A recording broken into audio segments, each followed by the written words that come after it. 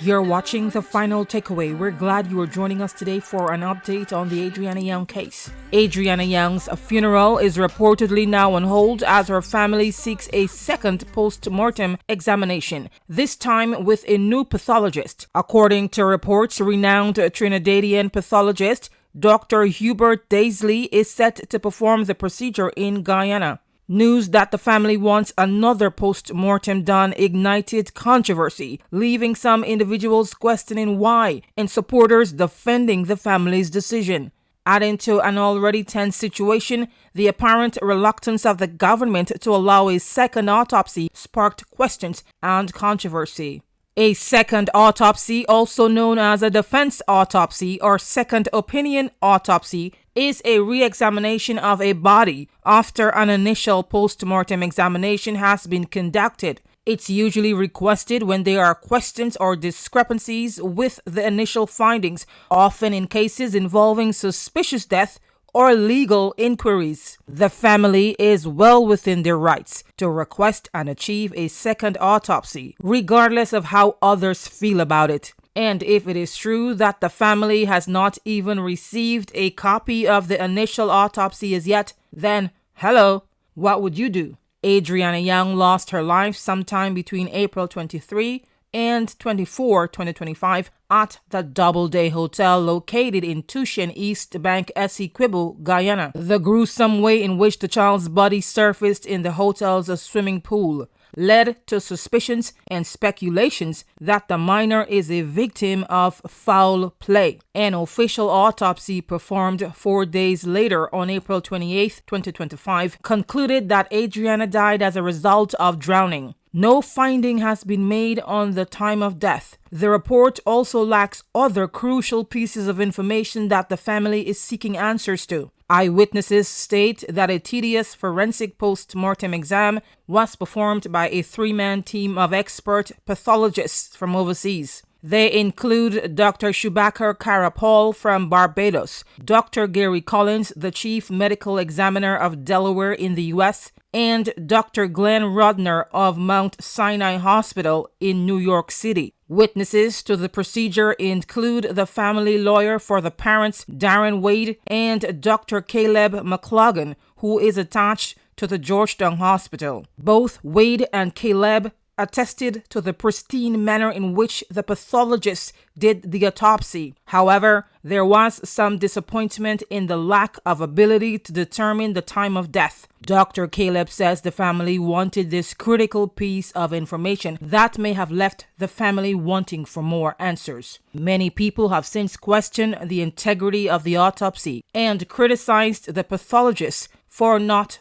publishing the autopsy report in a full and transparent manner. We understand that on May 1, 2025, attorney Darren Wade officially requested permission from the Medical Council of Guyana for pathologist Dr. Hubert Daisley to perform a re-examination of the body. In a subsequent letter, Wade clarified that the motive behind the second post-mortem is to help the family get closure. Questions by Guyana's health ministry over Dr. Daisley's credibility and license to practice medicine in Guyana have led to a delay. The apparent reluctance of the government to allow a second autopsy sparked questions and controversy, and even a threat by Attorney Wade to bring legal action against the relevant agency for allegedly attempting to block the re-examination of the body. Meanwhile, speaking on the matter over the weekend, Health Minister Dr. Frank Anthony expresses doubt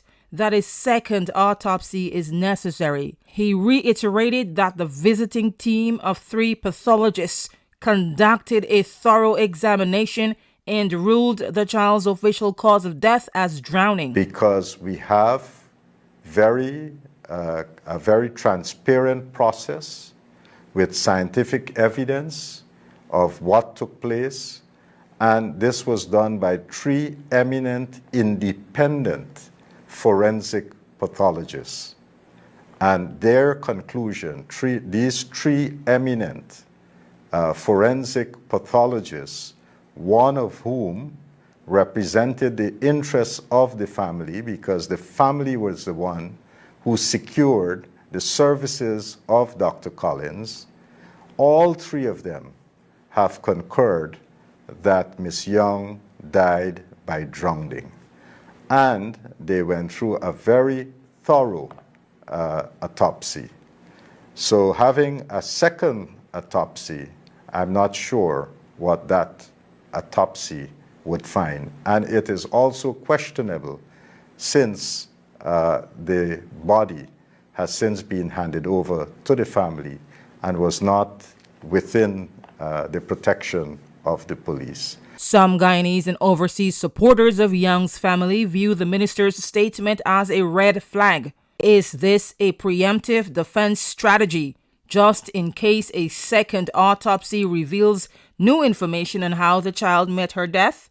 While many have questioned the integrity of the autopsy done by the three well-credentialed forensic pathology experts, others find it hard to believe that they would conspire to provide a false autopsy report while also risking their integrity and entire career. The conspiracy would not end there. It may have had to include persons witnessing the autopsy. The more one thinks about the length these individuals would have had to go as a team to fake the autopsy results and cover up the true findings, the more bizarre the allegation sounds. What matters is figuring out what really happened to Adrianna Younge, and only the forensic experts can help the family determine just that. So if the family believes one more try will provide confirmation and greater clarity on how their beloved child passed away, then why not? This is a situation that calls for empathy and being able to put oneself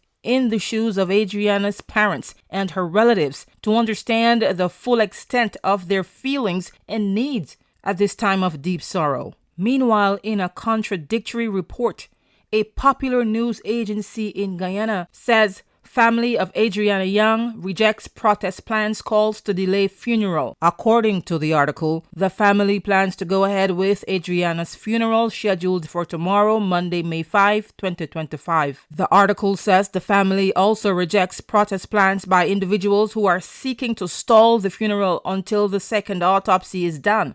The article then quoted a family member named Amika Lewis as saying, quote, "It has been brought to our attention that persons are planning to protest and stop the burial of Adrianna Younge until another post-mortem is done. We do not agree or condone this action. We will bury Adrianna in a peaceful manner on Monday. Honor Adrianna and the wishes of her family. No protests." The article also stated that the push for a second autopsy is alleged to be, quote, politically motivated and did not reflect the true wishes of the immediate family. It went on to identify an alleged flaw autopsy by the doctor who may re-examine the body on behalf of the family. Many view this as an attempt to discredit Dr. Daisley's expertise. Guys, let us know what you think about the brewing controversy over a possible second autopsy by a fourth pathologist. Remember to turn on YouTube notifications for instant updates from our channel. Thanks for watching. Stay safe.